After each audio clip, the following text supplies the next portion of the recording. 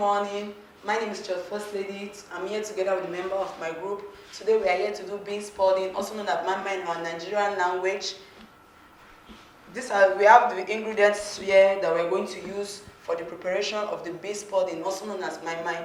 We have the honey beans. You can also use the black eyed peas, which is the white beans.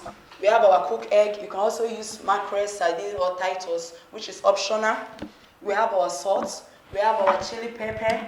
We have our onion. We have our scotch bonnet pepper. We have our grounded crayfish. We also have the seasoning cube, the smaller pepper, the powdered seasoning, and vegetable oil. You can also use palm oil, which is optional too. And today we are going to prepare this moi moi together with pap. You can also use your custard, depending on whichever you want, with your milk and sugar, or honey, which is optional. Thank you. And this food is very rich for everybody. It's both convalescent, both diabetes, both elderly, both young can eat this food in every Nigerian home. Thank you. While we proceed to the kitchen for the remaining.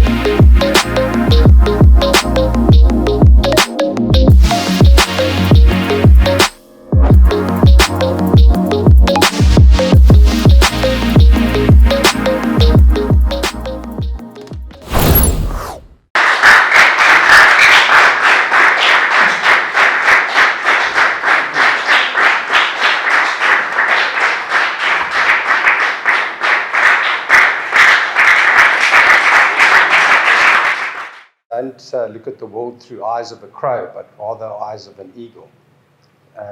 That's going to make the difference between who you are in this world. We're here to make a difference. We're here for service, and we need to be disciplined, and we need to do it from our heart. That's where it comes from. Food is a heart thing, and everybody needs to eat and have a good time. So that's what it is to bring that experience and that journey to our customers' experience. So thank you. Okay, great. You can sit down. It's fine. We don't need to. Back in 1986, I've been all over Africa, so I'm an African. I'm a black man in a white body, so and by the grace of God, I'm here today. But I can bring what I've experienced, the challenges that I've had, to the table, just to open one's eyes, but also. Here in Nigeria, there's a great opportunity. As much as we can say there's poverty, there's inequality in certain instances, the classes are separated, the money is small, the job is big, and all those things. There's an opportunity in every challenge and difficulty that you have in life, whatever that problem is. Look at it as an opportunity. Don't look at it as a struggle. Look at it as an opportunity to improve and contribute something worthwhile to this world. Because if you're in chefing for the money, sorry, you're in the wrong job. It's not about the money. It's about the service. It's about the passion. It's about what you get out of it and how you contribute to making a wonderful, amazing experience for other people. If you look at chefing in its entirety, the culinary world is very diverse. You've got Europe, you've got all the different type of influences from all over the world.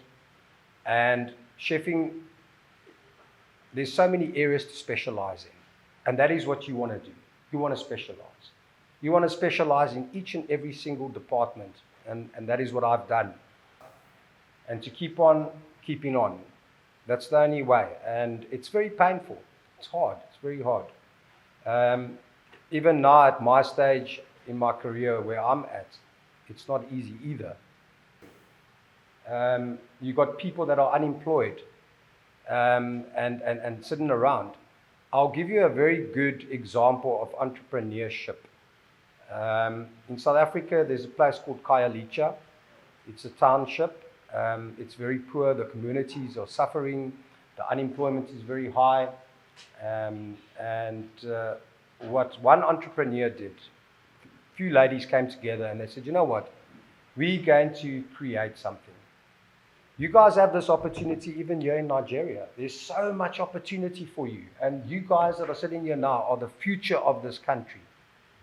You are the future and you have to make a difference to create job opportunities. You are the leaders. You need to come forward. Take that risk. Approach the right people. Do your planning.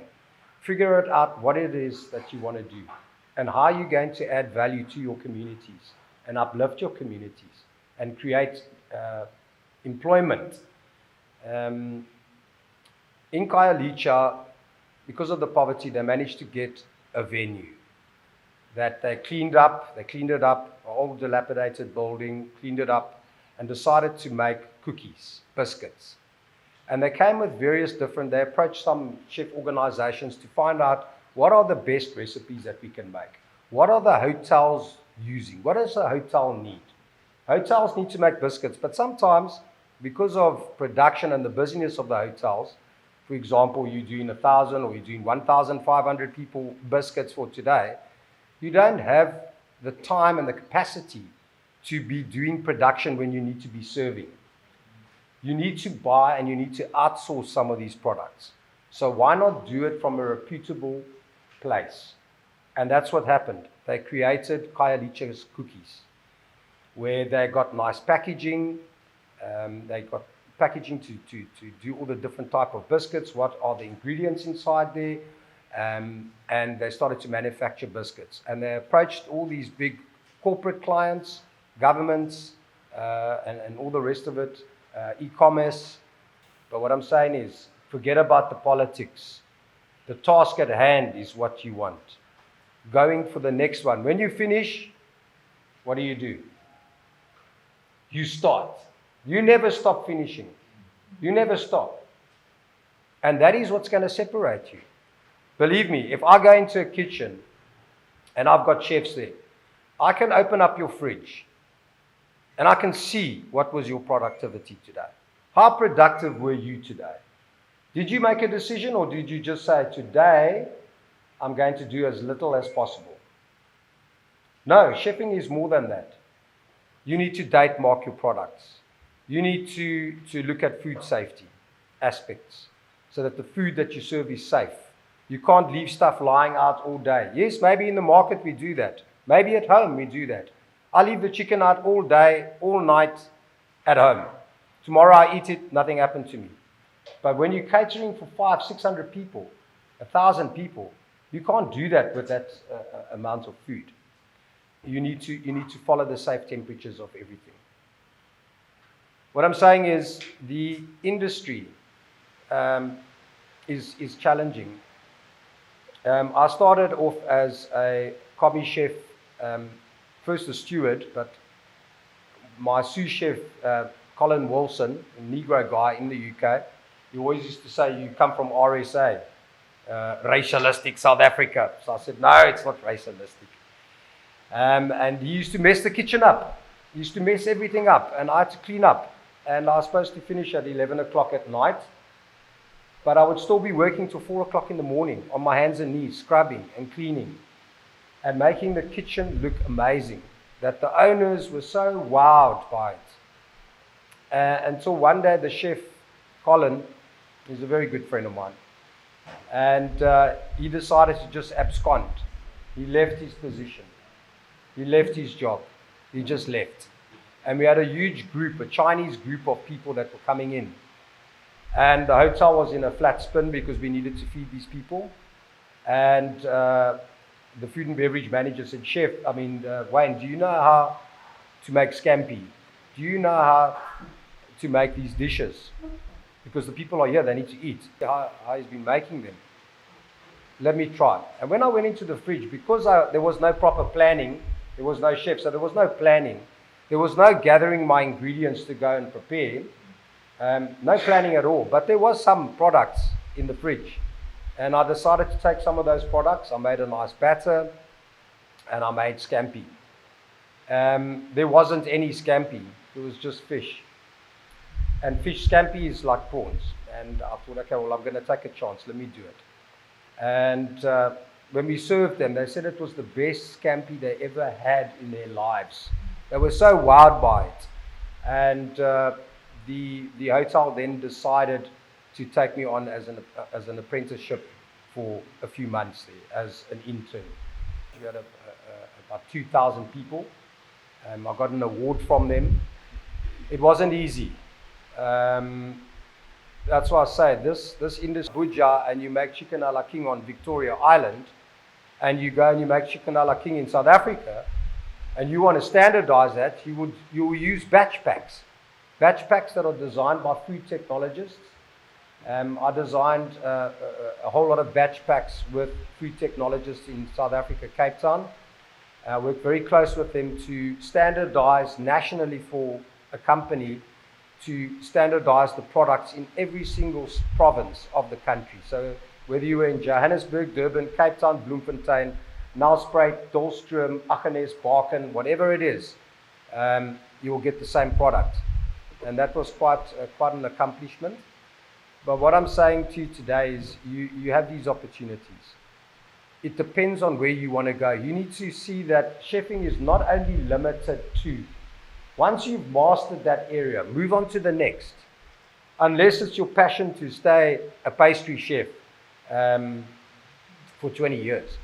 But I believe that you will want to be the executive chef one day. That's where you need to be. You want to be ambitious. You want to be driven. But you don't just get there. Everybody in today's age and society want to earn the big salaries, want to drive the fancy cars, want to have the big house and all these things. and all the nice jewelry and all of the rest of it. But we're not ready to even start to crawl yet. But yet we want all of that. It's not easy. You have to crawl, you have to stand up, and then you have to continue from there. So what I'm saying is the competition is very rife out there. You'll have to be committed. If you're gonna take a back seat, you're not gonna go far. I promise you. Like I said earlier, I can go into a kitchen and open up your fridge, and I can see what was your productivity today. How productive were you? Did you date mark your stuff? Did you clean your fridge? Did you take ownership of your fridge? The excuses don't count. All the excuses in the world shows me one thing. Number 2, you're not committed. Number 3, you have no respect. Not for yourself or for your job, because you're not committed. That's very important. When you finish, you start. That's the secret. That's going to make the difference for you. That's what made the difference for me. I jumped from every single department until I got to be chef de tournant, specialized chef. Chef de tournant can work every single department in the kitchen. Can run functions, can run banqueting, butchery, larder, cold kitchen, garde-manger, sauce. No. It was entirely upon myself and by the grace of God. And I just want to say this, it's very important. When I try to correct chefs' behaviors because they're not committed, because they're lazy, or I say complacent, I won't say lazy, I call it complacency. We always make excuses. Excuses isn't going to work. Not when you have a whole lot of people that are coming that have paid for an experience and you've decided to take the back seat and you haven't contributed. You think that you're in your own little bubble, in your own little world, all on your own. No, you're not. You're a part of the team. And you are only as strong as the person next to you. I want each of you to look at the person next to you. Look at the person next to you. What a wonderful gift you have. That person that's next to you is a gift. And you're together. You're not alone. You have to help each other. Communication. Communication is so important. For some of you who are married, some of you who aren't married, you're in a relationship. Communication is important. We start to misunderstand each other. We start to drift apart from each other. You must understand, work where you are as a chef is your fun place. It's your happy place. Away from home, because you spend so much time there with the faces that you're sitting around today next to you. You spend so much time together, even more time than what you spend with your parents or your kids or your husband. And that's why it needs to be your happy place. Some executive chefs are not interested in your development. I'll be honest with you. They're not. They're interested in getting the job done and they don't care how. Your best interest is not at their heart. You need to perform. And they will cut you out quickly, very quickly, and replace you. Because all of us are expendable. We're all replaceable. Manager, I'm a chef, but I'm also a leader. I lead by example. I don't mind jumping in and getting dirty with you and getting the job done and showing you new things because I'm interested in you. Each and every single one of you, I'm interested in you. Having a relationship with you, getting to know you, getting to know your struggle, getting to know your aspirations, your dreams, where you want to go, what do you need, how am I going to help you to get there, what tools do you need, what knowledge do you need, and try to help you to get there. Here in Nigeria, there's a few stewards I've taken out of stewardship because I was a steward myself, so I know. But the ones that really perform and they work hard and they've laid down their life to service, they're forever busy, so hard working. Those are the ones I will pluck out and I will develop them and I will grow them to become an amazing executive chef one day. That for me is so important. Chefs in this world don't want to share. They don't want to share anything with you. Why? Because you are going to steal their job. Sorry, with me, it's the other way around. I want to share everything that I have, all the knowledge, with you, because I want you to be the best. In 10 years' time, 20 years' time, by the grace of God, I don't know what my time is, but I want to leave a legacy. And I have already in this industry. Chefs from Botswana, chefs from Cape Town, Joburg, Durban, Zimbabwe, Tanzania, Zanzibar. I've touched their lives and I've left a legacy for them. One of my chefs in Botswana, at the Grand Palm Hotel Casino Convention Resort that I was running, is now the president of the Honorable Dr. Masisi, the president of Botswana. He's now his personalized chef. And I helped him and believing in him. And he's now the chef of the president. Also down in the very lower levels, fantastic, Duncan. Duncan is now working in Ireland. During these COVID times, it's very hard. The chefs are being laid off. In South Africa, all the top positions for all the highly paid chefs was laid off at the onslaught of COVID last year, March. The industry is very slow to take off, not like Nigeria. Nigeria, somehow, the COVID is not like other parts of the world, which is a good thing. But it doesn't mean that you need to let your guard down. Even if you get a job now with a low paying income, remember, that's not where you're going to stay, unless you choose to stay. I always say, you are where you are because you choose to accept it. If you accept it, if you accept that behavior, that treatment, then that is what you will get. I choose to be a slave. I choose to be treated in a disrespectful way. Then that is the punishment you will go through. Choose not to accept it. Choose to be better. Every day you need to say, God is with me. I'm the best. I can do it. Don't be complacent. Don't. When your chef opens the fridge up, you will see, wow, you are productive. You cut all the onions, you peeled all the potatoes, you chopped everything up, you made sauce, you did things. When I go to the fridge and I open it up and I see there's no, in cold kitchen or larder kitchen, there's no potatoes boiled, there's no pasta cooked, there's no grated carrots, there's no shredded cabbage, there's no salad dressings, there's nothing. It tells me you don't care. I've got already accredited training for chefs. In South Africa, I've trained probably on a professional cookery certificate about 70 chefs nationally. I was also a judge for on the part of the Food Advisory Committee Board for Granger Bay, Cape Town, for the third year students' platings. I was a judge of that. Also Master Chef South Africa, which was a great honor. How did I get there? Why was I chosen? Why? Can anyone answer? Why do you think I was chosen? Sacrifice. I used to wake up so many mornings. I mean, I don't want to give away my age, but I'm in my 50s. Someone say, no, chef, you look younger than that. But I'm not 30 anymore. I can't do those things, but I'm definitely a lot faster than some people. And that's the thing. You need to give of yourself. If you want to be noticed and you want to be promoted, then you need to be disciplined. You need to say to yourself, you know what? I'm going to learn everything that I can. I'm going to steal with my eyes, and I'm going to make it mine, and I'm going to do it. Chef, I want to work in pastry. Chef, I want to work in the cold kitchen. Chef, I want to work in the butchery. Chef, I want to do ordering.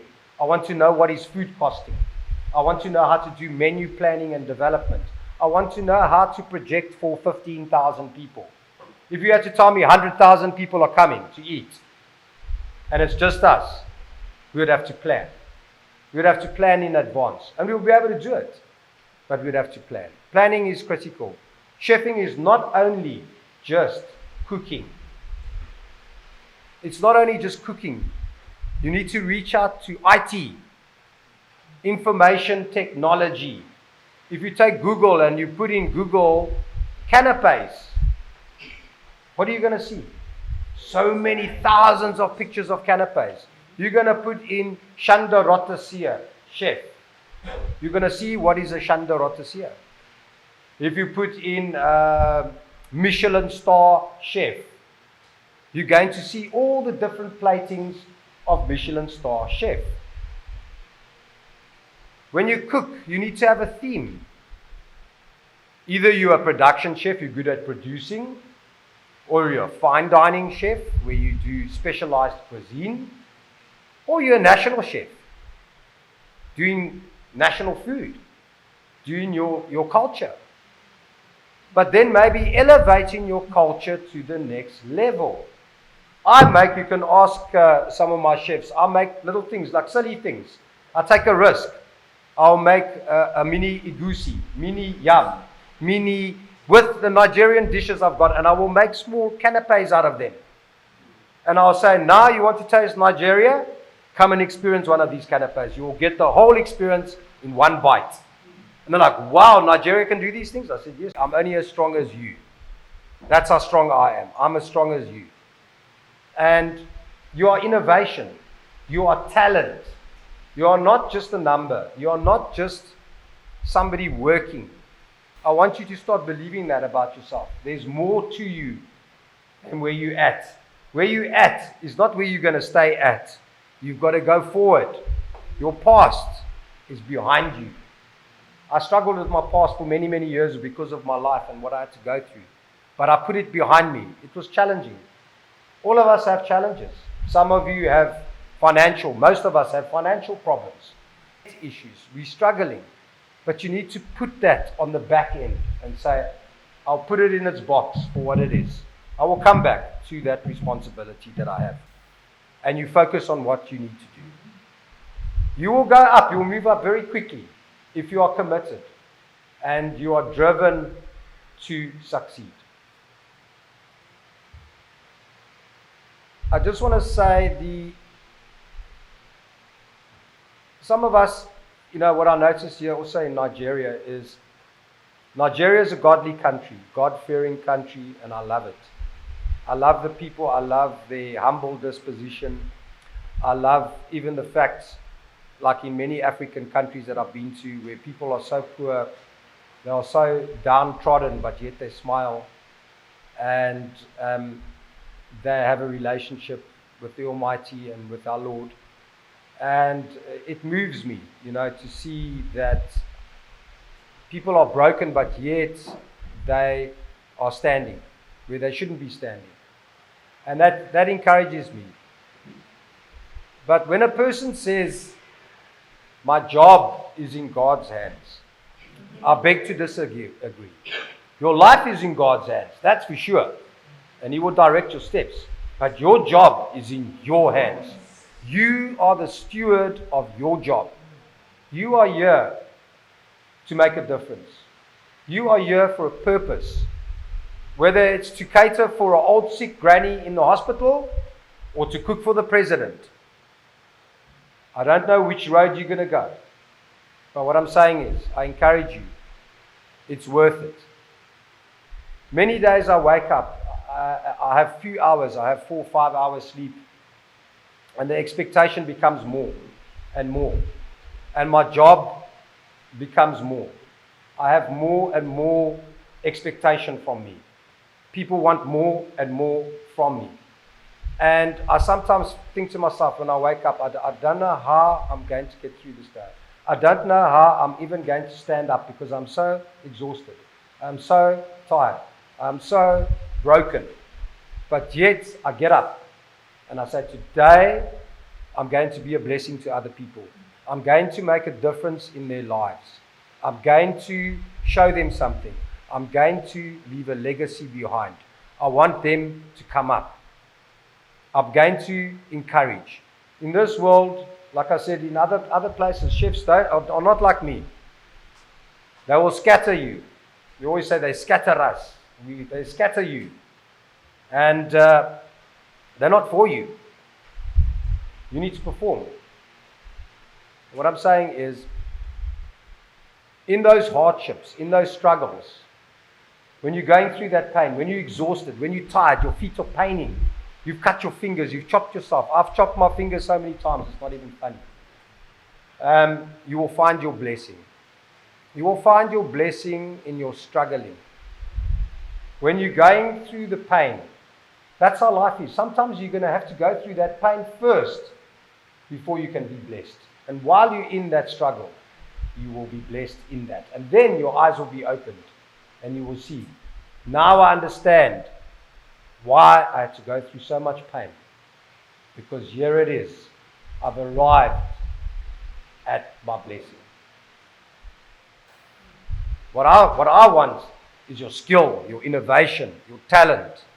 That is what I'm after.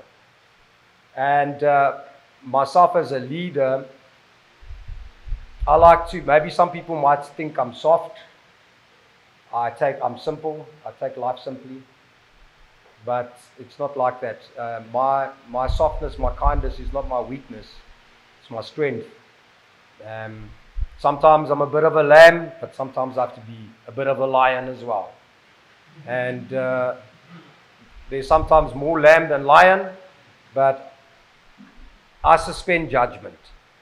I don't want to label anybody. Oh, well, you, Mr. Useless, or you are lazy, or you are... I don't want to put people in boxes. And that's this world. They put you into a box. Once you're in that box, you can stay in a company for 10, 15, 20 years. You will stay in that box. You will not come out. What I encourage you today, if you're not married, you don't have kids.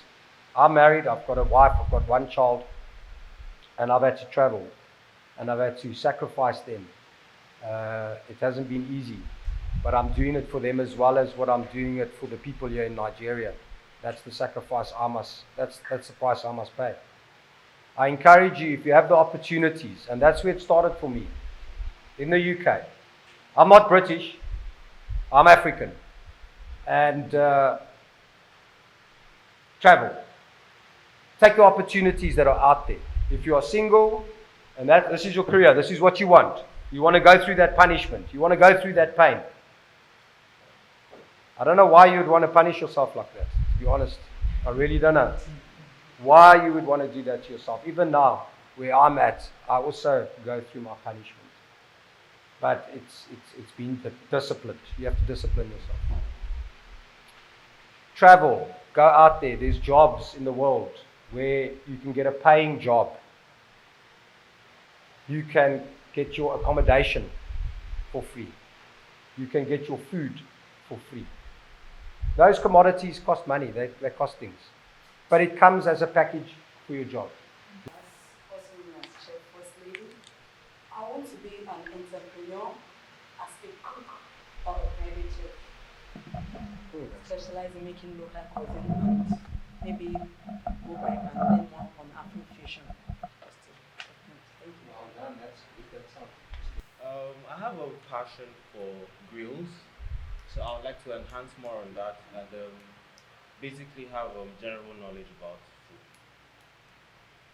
That's it. That's great. Maybe we need to do some grill training. You know, my time is very limited. Cutting hand, the bend finger, open finger technique. A lot of chefs cut their thumbs because they don't tuck them in. You know, that's something that we can do. Chef 1. Also known as Oma. I actually love cooking. I have passion for grills too. And I want to learn more, I want to explore more and know more about food. So. Grilling is hard. You burn your arms, you'll have to have a long chef. That's why a chef's jacket is like this. You think, okay, well, when I was in Zanzibar, very easy. When you're doing production, these aprons are nice, but ideally, they're not the best. Because if hot oil falls on you, I had a waitress, her name is Don Bay, many years ago before I was married, beautiful girl. And the steward came and he took the hot oil out of the deep fryer and he put it like where that step is, above the step by the table. And Donvey was clumsy, and she came and she tripped on the step, and her arm went into the whole bamery of hot oil, and then it spilled onto her. So all that hot oil started to rush on her. And there was a big basin there. I managed to, it was so super fast, super quick. I ripped all her clothes off. I saw everything popping out all over the place. I wasn't concerned about that. I had to help her with her burns, and I put her in cold water.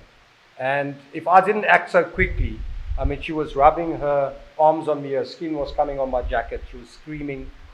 I quickly acted up. I managed to submerge her in water, and it saved her. She's not so scarred. The doctor said what Chef did, if he didn't do it, you would have been scarred for life. Being a hot chef, just on that, that's where I specialize. One of my main special areas. I always thought I don't want to be a salad lady. I'm not a salad lady. Why do you want to put me in a salad? But salad lady is not salad lady, it's garde specialized chef. And there you'll see that is the first part of your chefing. Because that's the first experience the guests get. Saucier, that's what you want to be. Saucier will help you to jump up the ranks, to get to sous chef, chef de partie. You will jump up, but you're gonna sweat. You're gonna get hot. When I got married to my wife, for all those years, I think it's probably about 14 years out of my career, maybe more, I was hot chef. And I thought everything was cooked up. You couldn't have babies. I said to my wife, I think it's scrambled egg. It's cooked from the heat. And by the grace of God, my wife is not the age of Sarah from the Bible, but we managed to have a child. It took 9 years to get there, but it was a miracle. So what I'm saying is, hot kitchen is something else. You have to handle the heat, the grilling. Here in Nigeria, what I noticed is a lot of people, and I guess it's probably because of your environment, probably also because of your heritage, your culture. When we have meat, we like to have the meat cooked, well done, like wood. But if you go to Botswana, it's a cattle country. South Africa is also a cattle country. Tanzania is goat country. Isiu. What do you say it? Isiu. Okay, it's goat country. There's lots of Muslim, predominantly Muslim. They don't eat cow, and they eat goat. But in Botswana, the meat, when you grill, when you say medium rare, I asked one of my chefs, I said, hey chef, give me a medium rare steak. I'm making some canapes. I just want to slice the steak nicely and put it on. And I needed medium rare. And I waited, and I waited, and I waited, and I waited. And eventually the steak came. But it was well done. So it is a challenge. Grilling is a challenge. Don't be scared of your meat. The way I like my meat, it must move. It must still be eating grass. I will eat it raw like that. That's how I like it. But I guess here in this part of Africa, maybe why everybody is like that is probably because of the health factor, because of the temperature control. If the meat's running out, the blood is running, it flies, it's not cooked properly, it can make you sick. But in the real world out there, with your international clients, they want their steak medium rare and rare. And if you don't know how to do it, then you've got a problem. And I find that's one of the biggest challenges here. But it's not that difficult. If you know the fundamentals and the basics of grilling, it's easy. You can do it. For pastries and food at large, I also would love to be an entrepreneur, having my own business, being a CEO of my own establishments. A bakery. Chef Silo. Alright, I have passion for cooking since cooking is fun, cooking is creative, cooking is art. I love cooking, I love baking as well. So I would love to learn more about the cuisines, African, Italian cuisines, baking of different types. So I want to explore. And show the world what I can do. That's what I want. Tell me, are you married? Do you have kids? No. You see, there we go. There's an opportunity for you. You know, in today's world, they always say, you know, when the man is above. Yes, in Africa, most tribal places are like that. The man is the man, and the woman sits that side, and the man sits this side, and that's culture. That's what the cultures are. But in today's age, women can do the same thing like men. They can do the same job. And if it's your passion to do that, then you must go for your passion. You must see, you must look, you must explore, you must do your research. You must put yourself out there. You know, you have to get experience. For some of you, there's so many chefs that are qualifying. So many. Hundreds and hundreds of chefs qualify every day. Some of them don't make it because they didn't know that chefing is so hard. It's hard work. Really, it's really, really hard work. If somebody had to tell me, I want to be a chef, I'll say, you know what, it's better to take a blunt knife and cut your wrists. Because you'd rather commit suicide. Because it is such a hard job. But it's your passion. It's your love. That's what it is. Right, Chef Love? If you don't put love into it, people can taste it. I can taste if you're angry. Okay? If somebody cooks, I can taste if you're angry, if you're in a bad mood. You know? It's your passion. And sometimes you'll put all of your heart into it. And somebody will say, I don't like it. It's disgusting. I hate it. And you'll feel broken. You'll feel hurt. You'll want to cry. But that's the thing. You can sit down. That's the thing. You have to pick up the pieces. You have to carry on. As much as people knock you and say things to you. And they'll say you will be nothing. You will be nothing. You'll never get there. Put that out of that noise. That's noise. I call it noise. Forget about the noise. Focus on where you want to go. Get the eagle eye. I always say to my chefs, you know, when you come onto the buffet, you're a buffet chef. You're doing live station. You're doing chef's theatre. So many things in chef's. See, there's another area, chef's theatre. Years ago, I'd say about probably 12, 15 years ago, about 15, 16 years ago, I was an ambassador for South Africa to the UK to go work with some top chefs, Tony Murphy, for Compass Group International, which is contract catering company. And I had to go and open a center of excellence in Woodmead Office Park, which was the flagship for the catering company, for all the high-profile guests and clients that came there would have come to the center of excellence, where in everything there is excellence. Are you excellent enough to be excellent? That means when you come to your section where you work, your table is clean. Not, oh, you left it dirty before me. Chef, this one, he left it dirty before me. I'm going to look at you, I'm going to say, you know what? Wrong answer.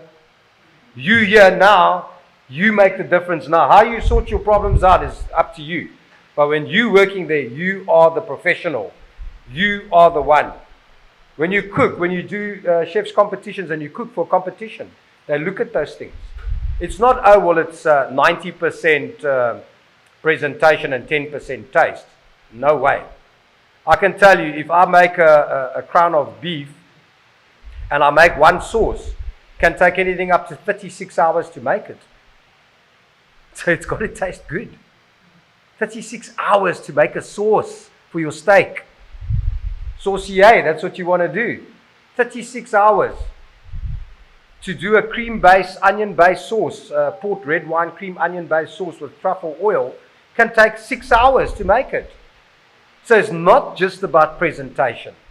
Your presentation can be a mess, but if you have a combination of the taste, and I close my eyes and I go on a journey because your food tastes so amazing. Taste is very important. It's not only presentation. Presentation is key. It's critical. When you talk about presentation, it's the degree of difficulty. How difficult was it? How many steps did you take to make that plate? Not yam, porridge, stew, and jollof rice. No. You're going to do something with the jollof rice. You're going to make something else out of it. It's not going to look like the rice you put in a cup and put it. You're going to do something. I don't know. You're going to come up with something. You're going to turn it into a ball. You're going to quenelle it. You're going to make it sticky. You're going to do something with it. You're going to deep fry it even.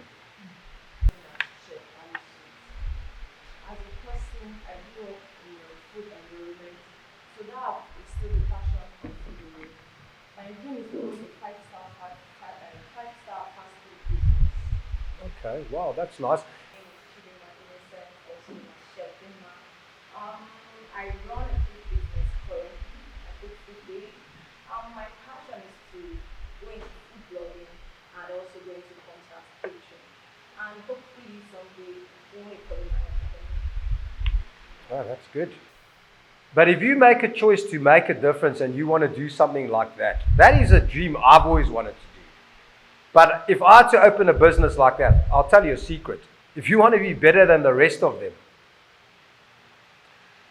not only does your pricing need to be competitive and you need to give an exceptional service to whatever sector it is, whether it's mining or it's universities or boarding schools, private boarding schools, nursing, hospitals, corporate clients, all the banks, all the Zenas, all the big oil companies, and that you go and you cater for them on their property. You do, like I said to you, you do draw up your business plan, you present to them, you get your staff, you get your manager, you get your things. What I would do as an entrepreneur, if I was doing that, I would give a percentage of my profit that I make back to my staff. Why I would do that is because the staff will then take it like it's their own business. Instead of being greedy and taking everything for myself, that's me. Other people don't think the same way as me. But what I'm saying is, if you want to be a success and you want your business to be a success, include the people that are at the bottom, because that is the face of your business. That is the drive of your business. If you reward them and you look after them and you show them that you're interested in their development and growing them, and you give back, you don't just take everything for yourself. They will take ownership because they know, okay, yes, I get a small salary, but I'm getting a percentage of the profit back. 2%, 3% of all the earnings, I give it back to you. Or 5%, whatever it is, how generous you feel, I don't know. But I'm saying is take a percentage of those profits and give it back to your staff. Because that will drive them to take ownership, to look after it like it's their own business, will give more and more of themselves. There will be selflessness, where they will give of themselves more than what you can think, because they will want you to become a success and your business will succeed. You will become better than anybody. Keep it small. Don't go so big. Don't go 200, 300, 400 contracts. No, keep it small. So my business is small, I'm keeping it small. Yes, maybe sometimes people get greedy, they want more money because that's how it is. But what I'm saying is keep it small. Keep 2, 3 or 4. Keep 4 things. I specialize in halal catering. Extreme Cuisine Halal Caterers. That's the name of my company. We provide food. I've got an imam, he blessed it.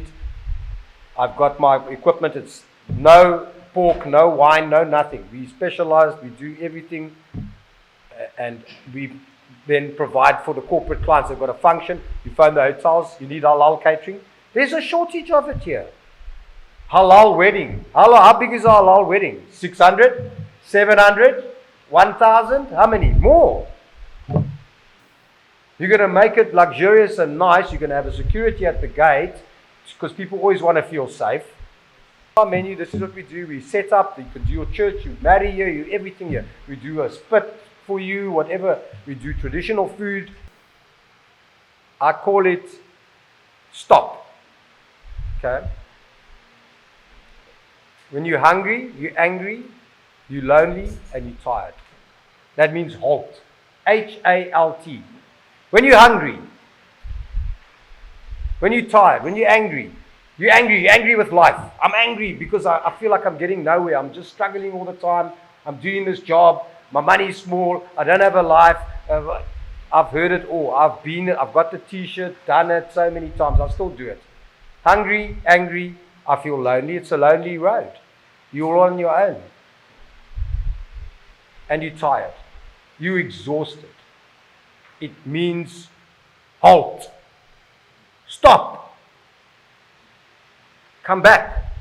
Rest. Regather your strength. That is what it is. You have to refocus. The devil will always come and steal your joy by making you believe that your God doesn't care about you. When you're hungry, you're angry, you're lonely and tired, don't make a decision. Don't. Say to yourself, you know what? This is how I'm feeling. Chef told me, hungry. Am I feeling hungry? Am I angry? Am I lonely? Am I tired? Stop. Halt. Stop. See you. My name is Adam. It's Chef Montana. I'm an engineer. I love cooking because I have passion on it. I want to learn more so that I'll be like you. Oh, wow. Actually, I'm a chef. My plan is to have my own restaurant. But before that, I wish to work in a five-star hotel in Nigeria. I want to work with top chefs in Nigeria to gain more experience. Earlier, there's costs. You have to, you know, if you think about selling food for 100 naira per portion, how many do you have to sell to get to where you need to get to? You see? So I'm not discouraging you, but what I'm saying is if it's something that you can make, that you can have the community involved in, like this Kaya Licha cookies thing. I mean, they create a job opportunity. And now it's been distributed nationally throughout the whole of South Africa. And it's uplifting those poorer communities. Yes, ma'am. Truly, I have passion in cooking.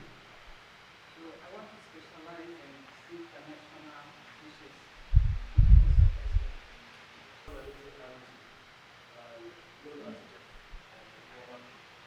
I'm a pastry chef, and I want to explore the Africa cuisine. I want to take African dishes into Level. another level. That's my dream. I love it. I just love your culture. The yam and the pando and the semo. The one guy came to me and said, Chef, which one is pando? I said, are you Nigerian? He said, yes. I said, I'll tell you which one is pando, which one is semo, which one they are. So pando is always very white. Semo is an off-white, and eba is a little bit yellow. So that is, and then you got your wheat. So Chef Osaino, I'm an entrepreneur, and I specialize in Yoruba local dishes for the best. I have passion to have a restaurant with all local dishes you want. you're saying Yoruba. What about Calabas? Calabas eat too much, isn't it? Yes. One Calabar eat for 20 Yoruba. Huh? No, all good. But that's good. I mean, you know, if I had to think of opening a restaurant here, I would do local food. But I would get people from the markets to come and participate. It's something, you know, you've got all the markets and all those things. You could collaborate and have a collaboration and do an experience, and you have an enclosed area. There's apparently lots of places that are vacant that can be leased, that you can get, that nobody's using. You know, try to see what type of a community, what is the people, what is the surroundings. Do a little bit of a survey. What's happening around there? What do they need? What is the shortage of? What can we do? How can I uplift the community? What can I contribute? You know. I'd like to explore more in the continental. Also do pastry. I'd like to learn from the best and do the best. I'm Doka Sanya, also known as Ida. I would like to be a pastry chef, a renowned pastry chef. I love the arts in pastry, and I would love to go all over the world and learn from renowned pastry chefs. Also known as Chef Coach Jesse. So I would love to learn more about culinary arts because I have passion for cooking, and I would love to learn more of international cuisine because I hope to own a restaurant in the future. Yes. My name is Kristen Mary, one of the chef and sugar. I have a little business I'm running, and I want to explore more in the continental dishes. And I would love to work with you and I want to learn more in plating, especially plating. Okay. And I would love to work with you, sir. Thank you very much. And your eyes are your windows to your soul. I see lots of things. But it's good, it's good. I am looking, I know that I am a part of the jury. If I can just give you some advice on that. If you have a bad attitude, you have a negative attitude, it's just going to go against you. Sometimes you're going to feel exhausted, you feel like you can't do it. You're going to feel like I always say flat wheel, And the boss will always say, yeah, but I pay you the same price, the same money every day. I expect the same performance from you every day. I understand that we are human beings and that some days our energy level is lower than the other because you're human. You get tired, and you still have to push and you still have to carry on. But truly, I do see that there is a huge exploitation, and it's not only unique to Nigeria. It's the entire world. And that is the difference between the classes. You got your lower class, middle class. I don't care. I don't see people as a middle class or a lower class. I see people, like I said to you, as innovation, as talent. Other leaders are not like me. I don't see it like that. I see you as a gift, as somebody that's special, that has special abilities and talents. And I want it to come out. I need it to come out. I need you to come up. I need you to stand up. I don't want you to stay as a salad lady for 15 years doing the same job. I'll rather move you around in the kitchen. I want to find out from you what you want to do. You've done this for so many years. Come, it's time to get out of there now. Try something new. You will see it will be a breath of fresh air for you. And that's what I want. And while I'm here in Nigeria, I will do that. I will try to elevate those ones, the ones that are even right at the bottom. I will try to elevate them. I will try to get them to get the recognition. I will always stand up for the chefs. Always, always, always.